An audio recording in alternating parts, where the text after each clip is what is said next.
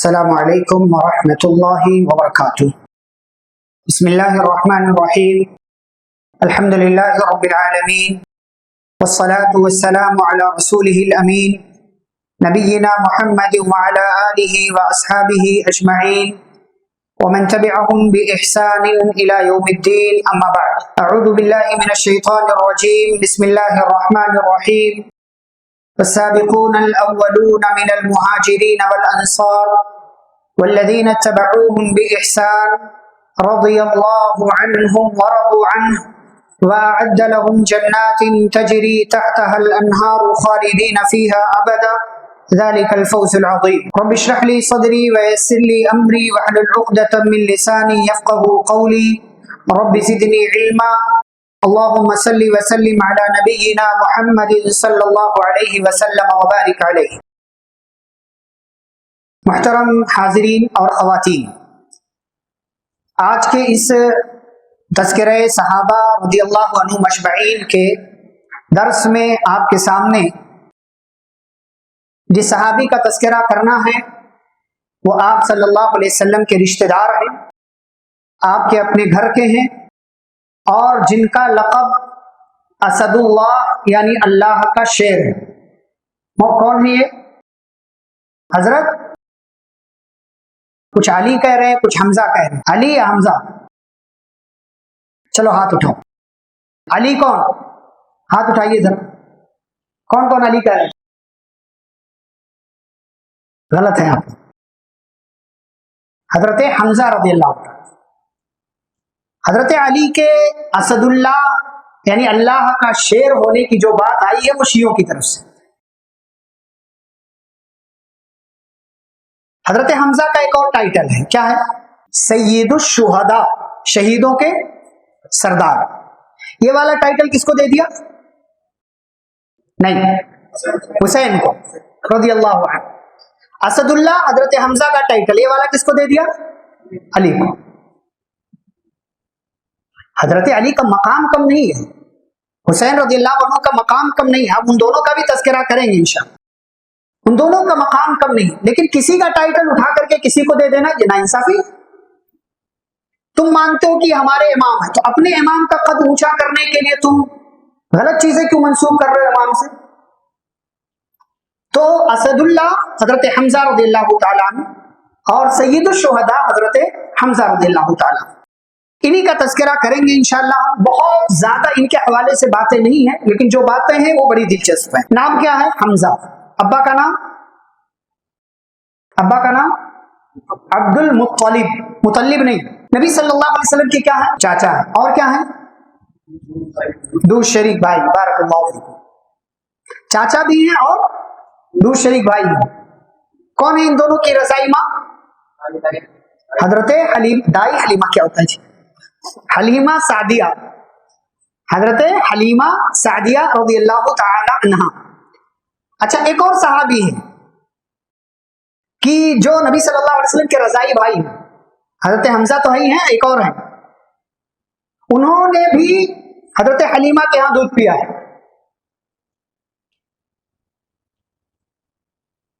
ابو سلمہ رضی اللہ تعالی، ام سلمہ کے پہلے شوہر،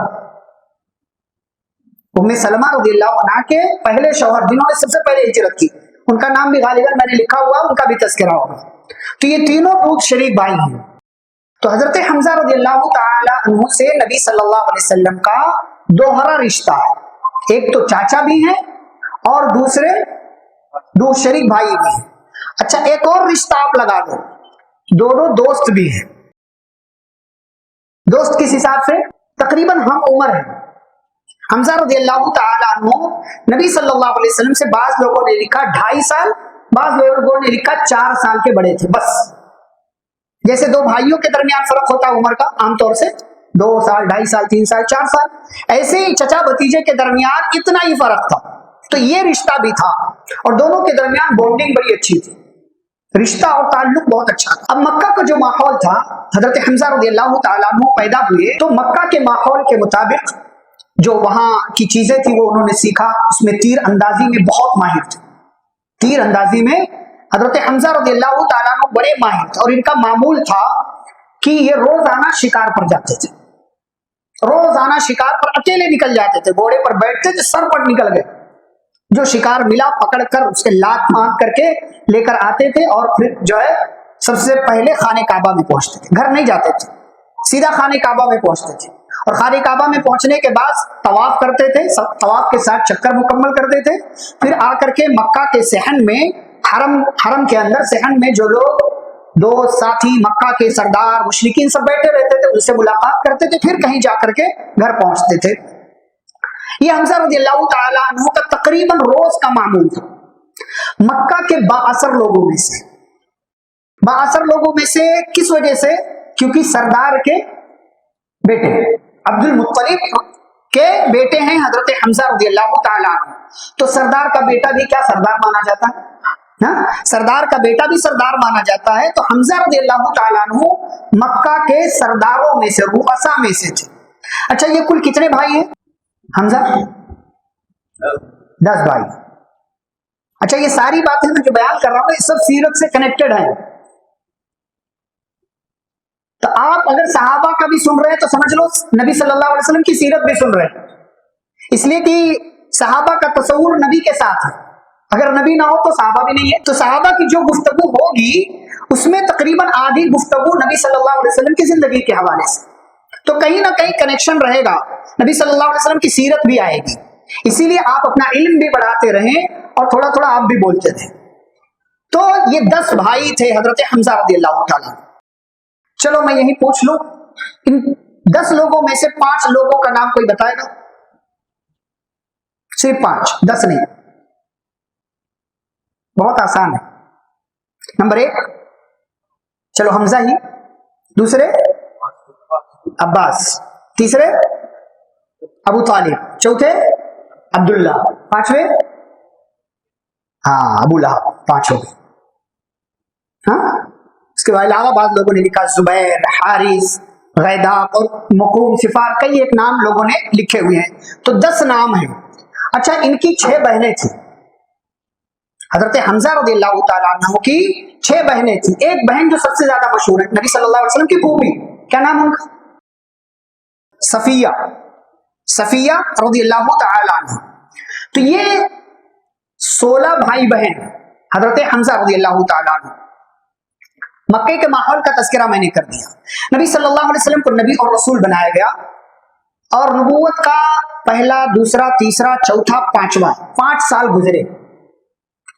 اب یہ 5 سال گزرے، 6واں سال قریب آیا، 5ویں سال کے آخر کی بات ہے یا 6ٹھے سال کے شروع کی بات؟ اچھا، یہ سلسلہ کل میں نے ذکر کیا تھا کہ نبوت کے 4تھے سال کے درمیان سے ظلم و ستم کا دور شروع ہوا تھا، اور 5ویں سال کے درمیان تک یہ سلسلہ اپنے عروج کو پہنچ گیا۔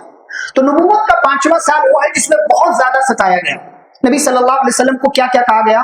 مجنون، ساحر یعنی جادوگر، شاعر، کاہن، اور آپ کا نام محمد تھا تو آپ کو لوگ کیا کہتے تھے؟ مذمم۔ محمد مطلب قابل تعریف، اور مذمم مطلب لائق نفرت۔ تو ابو لہب کی بیوی ام جمیل پیچھے پیچھے چلتی تھی، کہتی تھی مذممن عصینا، یہ محمد نہیں ہے، مذمم، ہم اس کی نافرمانی کرتے ہیں، ہم اس کی بات نہیں مانتے۔ یہ سب طرح طرح سے ستایا گیا۔ اسی دوران آپ صلی اللہ علیہ وسلم کے گلے میں چادر ڈال کر کھینچی گئی، سجدے کی حالت میں اونٹ کی اوجڑی ڈالی گئی، آپ کے اوپر تھوکا گیا بعض لوگوں کی طرف سے، امیہ بن خلف کے کہنے پر عقبہ بن ابی معیط نے تھوکا، دوست تھا اس کا۔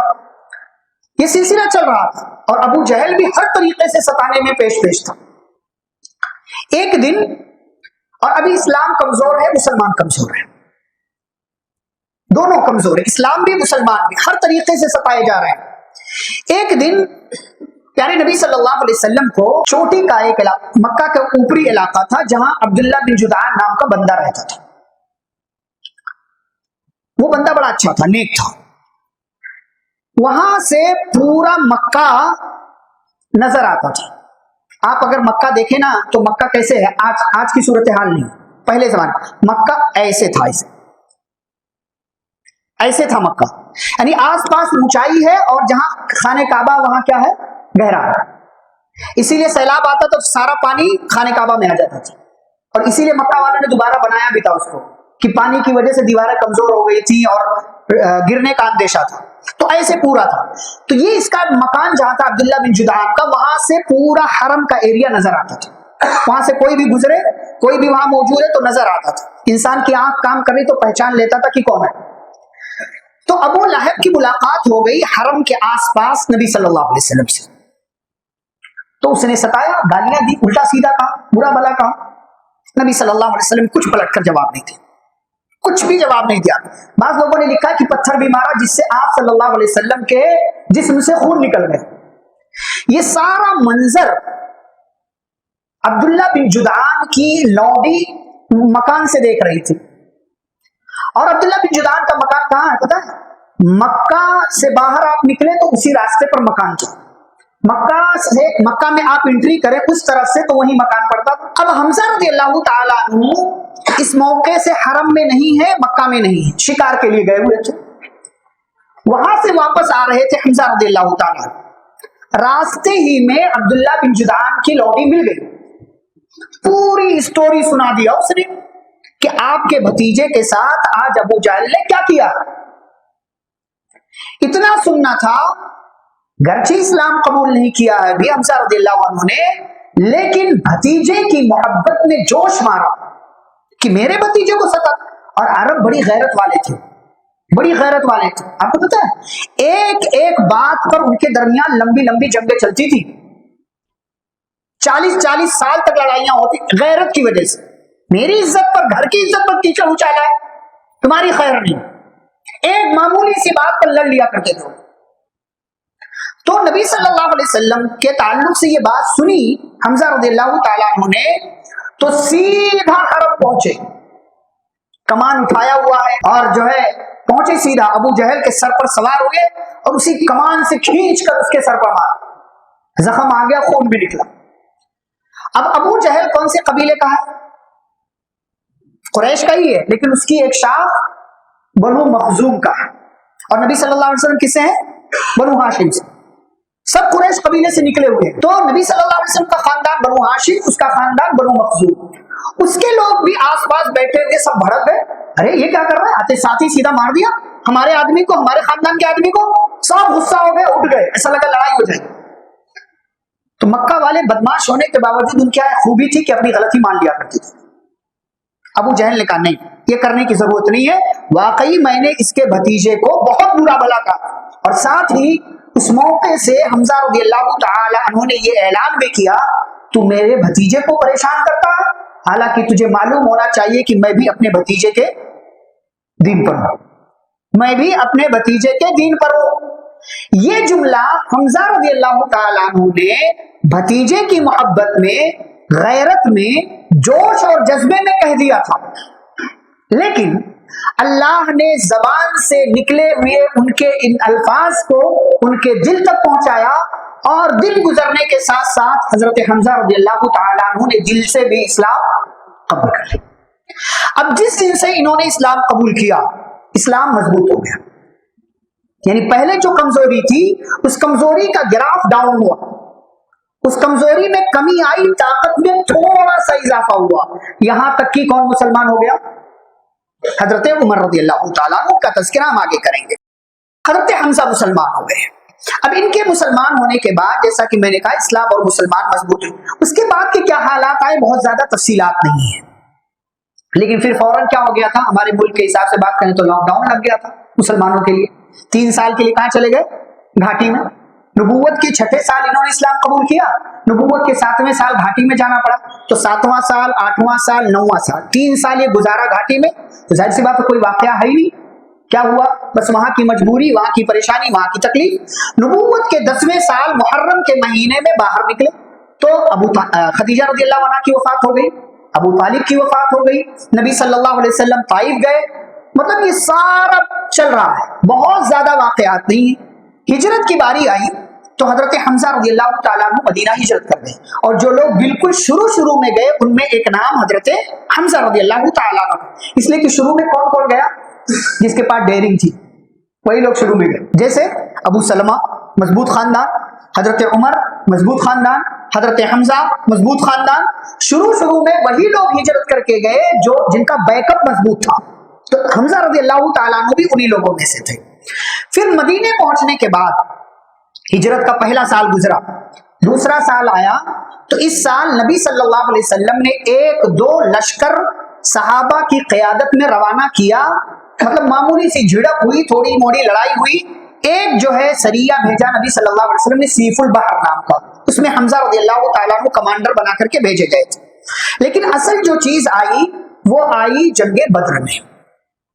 پیارے نبی صلی اللہ علیہ وسلم قافلے پر حملہ کرنے کے لیے نکلے تھے، لیکن اللہ کا پلان کچھ اور تھا اور اللہ نے مکہ کے 1000 لشکر سے 313 افراد کی مڈبھیڑ کرا دی اور بدر کے میدان میں جو دونوں جمع ہو گئے.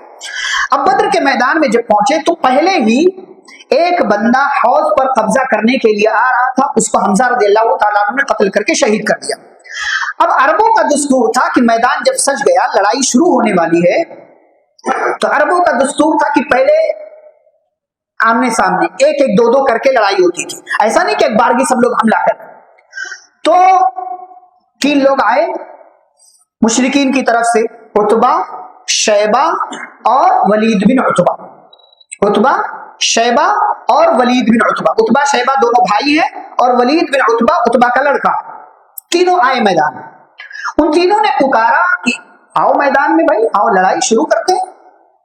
تو مدینے کے لوگوں میں سے 3 لوگ نکلے اور تینوں انصاری صحابہ یعنی مدینے کے رہنے والے ہیں. ایک معاذ، ایک عوف اور ایک عبداللہ بن رواحہ رضی اللہ تعالیٰ عنہ، جن کا تذکرہ ہم مسلسل پچھلے 3 دنوں سے کر رہے ہیں. یہ تینوں صحابہ نکلے تو مکہ کے ان تینوں نے پوچھا بھائی تم لوگ کون ہو؟ تو لوگوں نے بتایا ہم فلاں فلاں ہیں. کہا تم سے ہماری لڑائی نہیں ہے، تم چلے جاؤ کیونکہ تم مدینے کے ہو. ہماری اصل لڑائی کس سے ہے؟ ہمارے اپنوں سے. نبی صلی اللہ علیہ وسلم کو یہ بات معلوم ہوئی تو آپ نے کہا عبیدہ آگے بڑھو، حمزہ آگے بڑھو، علی آگے بڑھو. نبی صلی اللہ علیہ وسلم کا اتنا کہنا تھا. یہ تینوں صحابہ حمزہ، علی اور عبیدہ بن حارث رضی اللہ تعالیٰ، ابو عبیدہ بن جراح نہیں، وہ دوسرے صحابی ہیں، یہ عبیدہ بن حارث عمر دراز ہیں. تینوں نکلے، تینوں مہاجرین صحابہ ہیں، مکے کے لوگ ہیں. یہ تینوں مقابلے میں آئے. حمزہ کا مقابلہ ہوا شیبہ سے، اور ایسے ہی عتبہ کا مقابلہ ہوا عبیدہ سے، اور علی رضی اللہ تعالیٰ عنہ کا مقابلہ ہوا ولید بن عتبہ سے. حضرت حمزہ اور حضرت علی رضی اللہ تعالیٰ عنہ نے ایک وار میں ہی دونوں کا کام تمام کر دیا. عبیدہ بن حارث تھوڑے بوڑھے تھے، عمر دراز ہو گئے تھے، ان کا مد مقابل جو تھا ان کے اوپر حاوی ہو رہا تھا، یعنی عتبہ حاوی ہو رہا تھا. حمزہ رضی اللہ تعالیٰ عنہ اور علی رضی اللہ تعالیٰ عنہ دونوں اپنے والے سے نپٹ کر آئے اور اس بندے کا کام بھی تمام کر دیا. لیکن عبیدہ بن حارث رضی اللہ عنہ کو زخم لگ چکا تھا اور غالباً اسی زخم کی وجہ سے بعد میں حضرت عبیدہ بن حارث رضی اللہ تعالیٰ عنہ شہید بھی ہو گئے. اس طریقے سے لڑائی کا آغاز ہوا اور اس کے بعد پھر لڑائی اپنے شباب پر پہنچی. اس جنگ میں کافروں کی طرف سے 70 لوگ مارے گئے. 70 کو پکڑا، 70 مارے گئے. ان 70 لوگوں میں 3 نام ایسے ہیں جن کو حضرت حمزہ رضی اللہ تعالیٰ عنہ نے مارا. یہ 3 نام کنفرم ہیں. ایک وہ جس کو حوض پر مارا تھا، اور ایک وہ جس کو یہاں مارا یعنی پہلے مد مقابل جو آیا، اور ایک بندہ ہے اس کا نام ہے طعیمہ بن عدی. طعیمہ بن عدی مطعم بن عدی کا بھائی ہے. اس کا نام کیوں ذکر کر رہا ہوں ابھی آگے آپ کے لیے واضح ہوگا. بہرحال خلاصہ یہ کہ صحابہ کرام، نبی صلی اللہ علیہ وسلم اور اسلام کو یہ اس جنگ میں کامیابی مل گئی، مسلمان جیت گئے، جس میں حضرت حمزہ رضی اللہ تعالیٰ عنہ کا کردار نمایاں ہے، بڑا ہے، اہم رول انہوں نے ادا کیا. یہ کب کی بات ہے؟ رمضان سن 2 ہجری کی. کون سے دن ہوئی؟ 17 رمضان. دن کون سا ہے؟ دن کون سا ہے؟ ڈیٹ تو ہو گئی 17 تاریخ. دن جمعہ. دن جمعہ. رمضان بھی، جمعہ بھی ہے نا، سب برکتیں ہیں. تو یہ ہجرت کا دوسرا سال. اب ہجرت کا تیسرا سال آیا تو اس سال ایک اور جنگ ہوئی، جسے کون سی جنگ کہتے ہیں؟ جنگ احد. احد کہاں ہے؟ مدینے سے بالکل قریب. 2 से 3 किलोमीटर मुश्किल से। पहाड़ी इलाका है, लेकिन उहुद के दामन में मैदान है, उहुद के दामन में मैदान है, यहीं पर ये लड़ाई हुई। प्यारे नबी सल्लल्लाहु अलैहि वसल्लम ने सुना कि मक्का वाले तैयारी कर रहे हैं, 3000 का लश्कर तैयार हो गया है, औरतें भी साथ लेकर के आ रहे हैं ताकि वो औरतें मर्दों को उनका हौसला बढ़ाएं, जोश बढ़ाएं। तो आप सल्लल्लाहु अलैहि वसल्लम ने भी तैयारी कर दी। 1000 का लश्कर तैयार हुआ मुसलमानों का, 1000 का लश्कर। नबी सल्लल्लाहु अलैहि वसल्लम ने मशवरा किया क्या करना चाहिए। तो नबी सल्लल्लाहु अलैहि वसल्लम मशवरा कर रहे हैं, क्या पता चला हमें भी अपने कामों में मशवरा करना चाहिए। ये नहीं कि हम बड़े हैं, हमको कैसे मशवरा करना, नहीं, हर मामले में, बड़ा मामला, अहम मामलात में मशवरा कीजिए। तो नबी सल्लल्लाहु अलैहि वसल्लम ने सहाबा को, बड़े बड़े लोगों को जो भी थे इकट्ठा किया, मुहाजिरीन भी हैं, अंसार भी हैं, का मशवरा तो क्या कहते हैं। तो नबी सल्लल्लाहु अलैहि वसल्लम का अपना मशवरा था कि हमें कहाँ लड़ना चाहिए, मदीने में रह करके, मदीने से बाहर चल करके हमें नहीं लड़ना चाहिए। हजरत हमजा रज़ियल्लाहु ताला अन्हु ने मशवरा दिया, नहीं, हमें मदीने से बाहर चलकर लड़ना चाहिए। और सहाबा ने कहा नहीं मदीने में, बाद लोगों ने कहा नहीं मदीने से बाहर। मुनाफिकों का मशवरा आया कि नहीं, हमें मदीने में रह करके लड़ना चाहिए। अच्छा, यही मशवरा किसका है? नबी सल्लल्लाहु अलैहि वसल्लम का। और यही मशवरा कौन दे रहा है? मुनाफिक भी दे रहे हैं, अब्दुल्लाह बिन उबई उनका सरदार है। तो नबी सल्लल्लाहु अलैहि वसल्लम ने किसका मशवरा माना? हजरत हमजा का और उन जैसे दीगर लोगों का जिनका मशवरा था कि मदीने से बाहर चल करके लड़ना चाहिए। क्या पता चला? आप जिम्मेदार भी हैं तो भी जरूरी नहीं कि आप अपना वाला ही मशवरा अप्लाई करें। जो बेहतर है वो काम करना चाहिए, वो मशवरा लेना चाहिए। अच्छा, अगर आपका मशवरा कबूल नहीं किया जा रहा तो नाराज भी नहीं होना चाहिए आपको, अरे मेरा वाला नहीं, फालतू का बुलाए मेरे को। अरे 10 लोगों का मशवरा है तो जरूरी थोड़ी कि हर एक का मशवरा लिया जाएगा। भाई एक ही मशवरा लिया जाएगा जो अच्छा होगा, बेहतर। नाराज होने की कौन सी बात है? इसमें नाराज होना कोई बनता ही नहीं है। ऐसा बंदा जिसका मशवरा नहीं कबूल किया गया वो नाराज, वो बेवकूफ है। वो बेवकूफ किस बात पर नाराज हो रहे हो भाई? अब ये पता, ये मुनाफिकों का किरदार आगे जिक्र करूंगा मैं। बहरहाल 1000 का लश्कर चला, आगे चल करके कुछ दूर पहुंचे तो अब्दुल्ला बिन उबई अपने 300 साथियों को लेकर के चला गया। क्या कह करके? मेरी बात नहीं मानी गई। हाँ, तेरी इतनी औकात? यही मशवरा तो नबी का भी था। यही मशवरा जो तूने दिया है अब्दुल्ला बिन उबई ने कि मदीने में रह करके लड़ना चाहिए, यही मशवरा तो नबी सल्लल्लाहु अलैहि वसल्लम के भी था। तो तेरा मशवरा नहीं माना गया तो 300 साथियों को लेकर जा रहा। जा, इस्लामी लश्कर तेरी मोहताज है। लश्कर को, मुसलमानों को फतेह और कामयाबी अल्लाह की मदद से मिलती है। इस्लामी लश्कर तेरी मोहताज है, तू जा। और किरदार वाज़ेह हो गया कि तू पक्का मुनाफिक है। लोगों की नजरों में आ गया कि ये लोग जो है ना, इनके ईमान में शक व शुबा। बहरहाल उहुद के मैदान में पहुंचे, नबी सल्लल्लाहु अलैहि वसल्लम ने पूरी प्लानिंग कर ली कैसे बचाव करना है। नबी सल्लल्लाहु अलैहि वसल्लम बहुत बड़े सिपहसालार और कमांडर थे, सबसे बड़े। ये नेपोलियन बोनापार्ट सब पहले नबी के आगे सल्लल्लाहु अलैहि वसल्लम। आप सोचे उहुद का मैदान, आप उहुद का मैदान अगर देखें तो तसव्वुर करें, उहुद पहाड़ एक तरफ से है, बीच में मैदान है, इधर छोटी सी पहाड़ी है, छोटी सी पहाड़ी, और पीछे रास्ता है, या इधर भी पहाड़ियां हैं। अब कौन सोचेगा, अच्छा इस्लामी लश्कर कहां है? जिस तरफ मस्जिद नबवी है इधर वाले हिस्से में, और काफिरों का लश्कर कहां है? जिधर पहाड़ है उधर वाले हिस्से में।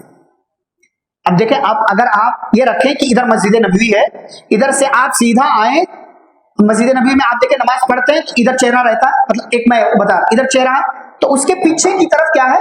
उहुद है। तो आप मस्जिद नबवी से सीधा पीछे वाले रोड से चले आए तो उहुद के दामन में आप पहुंच जाएंगे, उहुद के मैदान में। तो इस तरफ मुसलमान है, इस तरफ काफिर है। काफिरों के पीछे बड़ी बड़ी पहाड़ियां हैं जिसकी मिसाल दी जाती है, और मुसलमानों की तरफ मदीना शहर है और वो छोटी छोटी पहाड़ियां हैं। तो किसके वहमो गुमान में ये है कि कोई बंदा थोड़े से आदमियों को लेकर पूरा 6 किलोमीटर का मैदान काट कर आएगा और इधर पीछे से हमला कर सकता है? किसी के दिमाग में भी नहीं आएगा। लेकिन इस्लामी लश्कर के कमांडर, सिपहसालार, अमीर, कायद प्यारे नबी सल्लल्लाहु अलैहि वसल्लम के दिमाग में ये आ गया। आपने 50 तीर अंदाजों को बिठाया कि देखो तुम्हें यहां उस वक्त तक रहना है जब तक कि हमारा अगला ऑर्डर ना आ जाए, यहां रहना है तुम्हें। अब आप सल्लल्लाहु अलैहि वसल्लम 50, अब थे ही कितने? 750 को तो यहां खड़ा कर दिया, 650 बचे वो मैदान में गए। मुकाबला शुरू हुआ, اب یہاں پر اصل واقعہ حمزہ رضی اللہ تعالیٰ عنہ کی شہادت کا دیکھتے ہیں. صحیح بخاری حدیث نمبر 7563 7563. حمزہ رضی اللہ عنہ کو شہید کس نے کیا؟ وحشی بن حرب. وحشی بن حرب نے شہید کیا. واقعہ کیا ہے؟ وحشی بن حرب غلام تھے، اصل میں حبشی ہیں لیکن غلام تھے کس کے؟ جبیر بن مطعم کے. ہند نہیں بھائی، وہ دماغ میں بیٹھا ہوا ہے، ہند کے نہیں، جبیر بن مطعم کے غلام تھے. جبیر بن مطعم نے ان کو سپاری دی، ہماری زبان میں بات کرو تو سپاری دی. کیا کہا کہ اگر تم حمزہ کو مار دو تو تم آزاد ہو. اچھا، حمزہ کو مارنے کی سپاری کیوں دی؟ کیونکہ جبیر بن مطعم کے چچا کو حمزہ نے جنگ بدر میں شہید کیا تھا. کون تھا چچا؟ میں نے تھوڑی دیر پہلے نام لیا، طعیمہ بن عدی. کیا نام ہے؟ طعیمہ بن عدی. بڑا سردار تھا وہ بھی، مطعم بن عدی کا بھائی، دونوں بڑے سردار. جب دارالندوا میں میٹنگ ہوئی تھی نا، نبی کے تعلق سے ہجرت سے روکا جائے، ان کو مار دیا جائے، اس میں طعیمہ بھی تھا، مطعم بھی، دونوں کے دونوں بھائی تھے. تو طعیمہ کو مارا تھا جنگ بدر میں حضرت حمزہ رضی اللہ تعالیٰ عنہ نے. تو جبیر بن مطعم نے اپنے چچا کے قتل کا بدلہ لینے کے لیے وحشی بن حرب کو اکسایا اور کہا کہ اگر تم مار دو تو تم آزاد ہو. اب ایک غلام کو کیا چاہیے؟ آزادی چاہیے. اسے آزاد ہونا، پیسہ بھی نہیں دینا پڑے گا، خالی مارنا پڑے گا. اور مارنے کا یہ کام وحشی کے حوالے کیوں کیا گیا؟ بہت بڑے نیزہ باز تھے، نشانہ بہت زبردست تھا ان کا، بہت زبردست. نیزہ کس کو بولتے ہیں؟ وہ چھوٹا سا چاقو سے تھوڑا سا بڑا ہوتا ہے، بہت تیز دھار ہوتا ہے، اور جب باریک سی چیز ہوتی ہے وہ جس کے جسم میں چلے جائے تو پھر آر پار ہو جائے. اور عربوں کے ہتھیار اپنے کمال کے تھے. ٹھیک ہے. اچھا، اب جنگ احد شروع ہوئی، جنگ شروع ہوئی، اور شروع میں مسلمان جیت رہے تھے. حضرت حمزہ رضی اللہ تعالیٰ عنہ نے احد کے میدان میں بھی سباع بن عبد العزا کو قتل کیا. ایک بندہ تھا، اس کو قتل کیا. یہ قتل کیا گیا حمزہ رضی اللہ عنہ کے ہاتھوں سے. وحشی بن حرب رضی اللہ تعالیٰ عنہ کہتے ہیں، مسلمان نہیں ہوئے تھے اس وقت، تو کہتے ہیں میں تاک میں مسلسل لگا ہوا تھا کہ حمزہ کہاں ہیں، کہاں ہیں، کہاں ہیں، کہاں ہیں. میں تاک میں، جیسے شوٹر ہوتا ہے نشانہ لینے والا، تاک میں رہتا کہ کب جو ہے رڈار پر آئے اور کب میں ماروں. تو یہ بھی کہ تاک میں لگا ہوا ہوں، یہاں تک کہ حمزہ میرے بہت قریب آ گئے، بہت قریب. میں نے نشانہ لیا اور سیدھا کھینچ کر نیزہ مارا. کہاں لگا؟ ناف کے نیچے. ناف کے نیچے نیزہ لگا، اور صرف لگا نہیں، وہ آر پار ہو گیا پورا. یہ حصہ کتنا نازک ہے آپ جانتے ہیں؟ کہتے ہیں حمزہ گر پڑے رضی اللہ تعالیٰ، اور پھر اسی زخم کی وجہ سے حمزہ رضی اللہ تعالیٰ عنہ کیا ہو گئے؟ شہید ہو گئے. اب اس زمانے کا دستور تھا کہ مسلمانوں نے تو نہیں کیا، نبی صلی اللہ علیہ وسلم نے اصول بتایا کہ کسی کی لاش کا مسئلہ نہیں کرنا ہے. مسئلہ مطلب ناک، کان، ہاتھ، پیر کاٹ دو، سب اسے مسئلہ کہتے ہیں عربی میں، نہیں کرنا ہے. ہماری شریعت نے منع کیا. اس کا مردے کا بھی اپنا احترام ہے. ہاں، اتنا کہا ہے کہ جنگ کے میدان میں دشمن ملے تو اس کو قتل کرو، تو کیسے قتل کرو؟ اچھے سے، یعنی تڑپتا ہوا مت چھوڑو اسے. مار رہے ہو تو پورا مار دو اس کو. اتنا کہا کیونکہ وہ تمہیں مارنے، تم نہیں مارو گے تو تمہیں مار دے گا. ڈیفنس کرو تم اپنا، تم اس کو مار دو.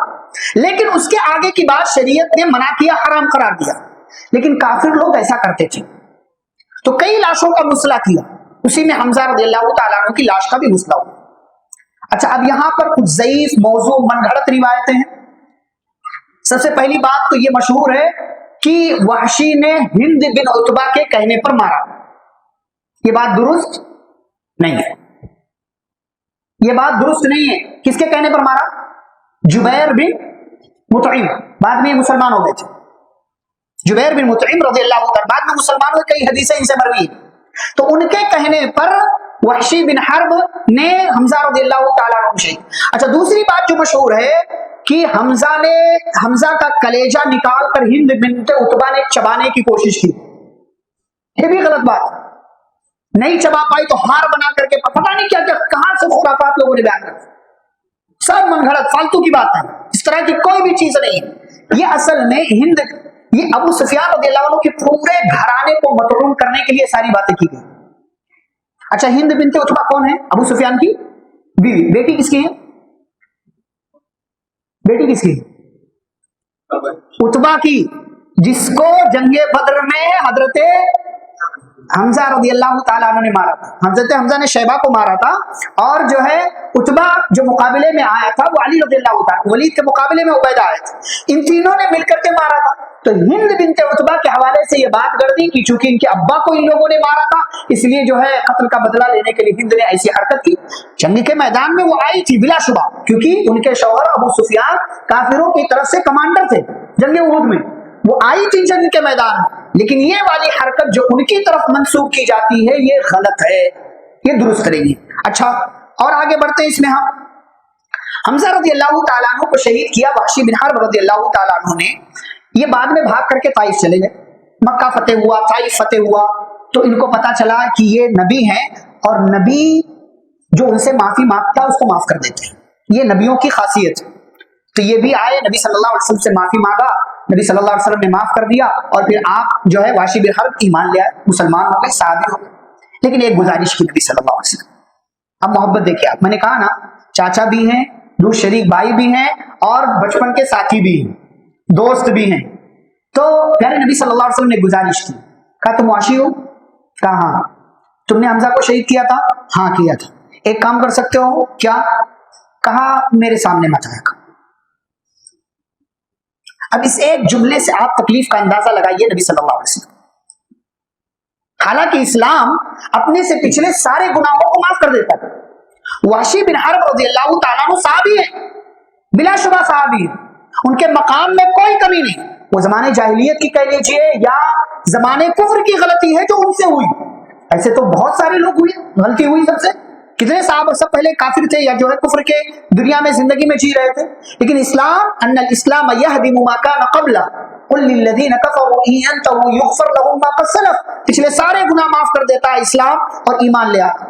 تو وحشی بن حرب رضی اللہ تعالیٰ عنہ سے نبی صلی اللہ علیہ وسلم نے ایک گزارش کی، انہوں نے قبول بھی کر لیا، لیکن بہرحال اسے ایک ملاقات سے حضرت وحشی بن حرب رضی اللہ تعالیٰ عنہ کا صحابی ہونا ثابت ہے۔ اور نبی صلی اللہ علیہ وسلم کی وفات ہو گئی، ابو بکر رضی اللہ عنہ کا زمانہ آیا، مسلمہ کذاب نے نبوت کا دعویٰ کیا، اور جنگ یمامہ ہوئی، تو وحشی بن حرب رضی اللہ تعالیٰ عنہ اس جنگ میں شریک ہوئے، اور وہ نیزہ جو جس سے انہوں نے حمزہ رضی اللہ تعالیٰ عنہ پر حملہ کیا تھا آج بھی ان کے پاس تھا، اسی نیزے سے موقع پا کر کے تاک میں تھے، مسلمہ جو اپنے آپ کو نبی کہہ رہا تھا تاک کر حملہ کیا، وہ حملہ اس کے سینے میں ہوا، وہ نیزہ لگا، اور اس بار بھی وہ نیزہ اس کے جسم سے آر پار ہوا، اور مسلمہ کذاب قتل کر دیا گیا۔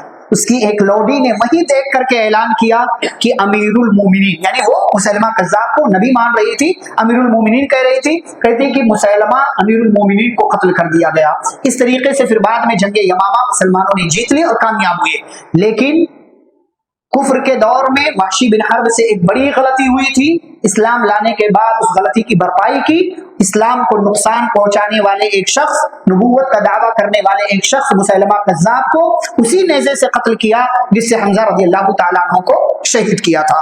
تو حضرت حمزہ رضی اللہ تعالیٰ عنہ اچھا جب انہیں شہید ہوئے، اب جنگ کا میدان ہے، لاشیں اکٹھا کی جا رہی ہیں، تو حضرت حمزہ رضی اللہ تعالیٰ عنہ کی لاش کٹی پٹی نظر آئی، تو پیارے نبی صلی اللہ علیہ وسلم نے زبیر بن عوام سے کہا کہ دیکھو حمزہ کی لاش پر صفیہ کی نظر نہ پڑے۔ کیوں؟ بہن ہے، حمزہ کی لاش پر صفیہ کی نظر نہ پڑے، برداشت نہیں کر پائے گی۔ صفیہ رضی اللہ تعالیٰ عنہ نے سن لیا، کہا اللہ کے نبی میرا ایمان اتنا کمزور نہیں ہے، میں اپنے بھائی کی شہادت پر راضی ہوں اور وہی کہتی ہوں جسے جو اللہ نے ہمیں کہنے کا حکم دیا ہے، انا للہ و انا الیہ راجعون۔ یہ بھائی کی ایک طرف محبت ہے، بہن کی محبت ہے بھائی کے حوالے سے، اور دوسری طرف ساری محبتوں پر اللہ اور اس کے رسول صلی اللہ علیہ وسلم کی محبت کا اعلان بھی ہے۔ مناقب اور فضائل کیا ہیں اہل بیت میں سے؟ حضرت حمزہ رضی اللہ تعالیٰ عنہ نبی صلی اللہ علیہ وسلم سے دوہرا بلکہ 13 رشتہ ہے، اسد اللہ ہے، اللہ کے شیر ہے، سید الشہداء ہے، شہیدوں کے سردار ہے۔ اب ان کی شہادت کا تذکرہ میں نہیں کہہ رہا مجلس لگائی جائے، کوئی مجلس لگتی ہے؟ ضمن تذکرہ آ گیا، بلکہ ان کا ٹائٹل بھی اٹھا کر کے حضرت حسین رضی اللہ تعالیٰ عنہ کو دے دیں۔ کتنے افسوس کی بات ہے کہ جن کو اپنی زبان سے سید الشہداء نبی صلی اللہ علیہ وسلم نے کہا، جن کو اپنی زبان سے اسد اللہ کا، اللہ کے شعر ہیں، یہ ٹائٹل حضرت حمزہ رضی اللہ تعالیٰ عنہ کے ساتھ بیان ہی نہیں کیا جاتا ہے بلکہ دوسروں کے ساتھ بیان کیا جاتا ہے۔ ایسے حمزہ اور عبداللہ بن جہش، حمزہ جب تدفین کی باری آئی شہیدوں کو، اچھا احد کے دامن میں ہی شہیدوں کو دفن کیا گیا، اور آج ان کی جو ہے قبرستان تدفین قبریں وہی موجود ہے، احد کے میدان میں جالی سے گھیرا ہوا ہے، آپ دیکھ سکتے ہیں اس کو۔ نبی صلی اللہ علیہ وسلم کبھی کبھار زیارت کے لیے بھی جاتے تھے۔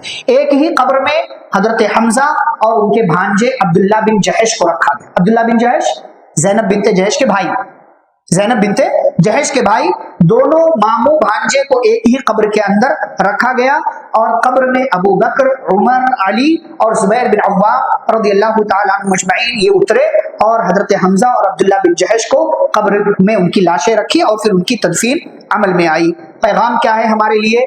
حضرت حمزہ رضی اللہ تعالیٰ عنہ کے اس واقعے سے، ان کی زندگی سے، رشتہ داروں کا خیال رکھو، رشتہ داری کا خیال رکھا جب بھی مسلمان ہوئے۔ حضرت حمزہ رضی اللہ تعالیٰ عنہ کے دل میں جو جوش، جو جذبہ نبی صلی اللہ علیہ وسلم کے اپنے بھتیجے کے حوالے سے پیدا ہوا، وہیں سے حضرت حمزہ رضی اللہ تعالیٰ عنہ کے قبول اسلام کی بنیاد پڑی۔ ہمیں رشتہ داروں کا ہمیشہ خیال رکھنا، اسی لیے نبی صلی اللہ علیہ وسلم اپنے ہر خطبے میں، جمعہ کا ہو، عید کا ہو، نکاح کا ہو، ایک آیت پڑھتے تھے سورۃ النساء کی پہلی آیت، کیا ہے اس آیت میں آگے؟ وَاتَّقُوا اللَّهَ الَّذِي تَسَاءَلُونَ بِهِ وَالْأَرْحَامَ، اس اللہ سے ڈرو جس کا نام لے کر تم آپس میں ایک دوسرے سے مانگتے ہو، اور رشتہ داری کے سلسلے میں اللہ سے ڈرو۔ رشتہ داری بڑی اہم ہے، اسے جوڑیے، جو جوڑتا ہے اللہ اس کو جوڑتا ہے، جو رشتہ داری توڑتا ہے اللہ اس کو توڑ کر رکھ دیتا ہے۔ اس لیے رشتہ داری ہمیشہ اور ہر صورت میں نبھانے کی کوشش کیجیے۔ اور ایک آخری بات، موقع ملے تو دین کے لیے قربان ہو جائیے، قربانی دیجیے۔ میں یہ باتیں روز کہہ رہا ہوں، وقت کی، نیند کی، مال کی، جہاں جیسی ضرورت پڑے آپ دین کے لیے اپنے آپ کو قربان کر دیجیے۔ دنیا کمائیے، لیکن دنیا کمانے کے چکر میں دین کے لیے قربانی دینا مت بھولیے۔ دعا ہے اللہ رب العزت سے اللہ ہم سبھی کو صحابہ کرام رضی اللہ عنہم مجمعین کی سیرت طیبہ کا مطالعہ کرنے اور ان کے منہج کی روشنی میں زندگی گزارنے کی توفیق عطا فرمائے۔ اللہ تعالیٰ جب تک دنیا میں زندہ رکھے، اسلام اور ایمان پر زندہ رکھے، خاتمہ و تو خاتمہ بالخیر ہو۔ وصلی اللہ تعالی علی نبینا محمد وعلى آلہ واصحابہ اجمعین۔ ربنا تقبل منا انک انت السمیع العلیم۔ سبحانک اللہم وبحمدک، اشہد ان لا الہ الا انت، استغفرک واتوب الیک۔ والسلام علیکم ورحمۃ اللہ وبرکاتہ۔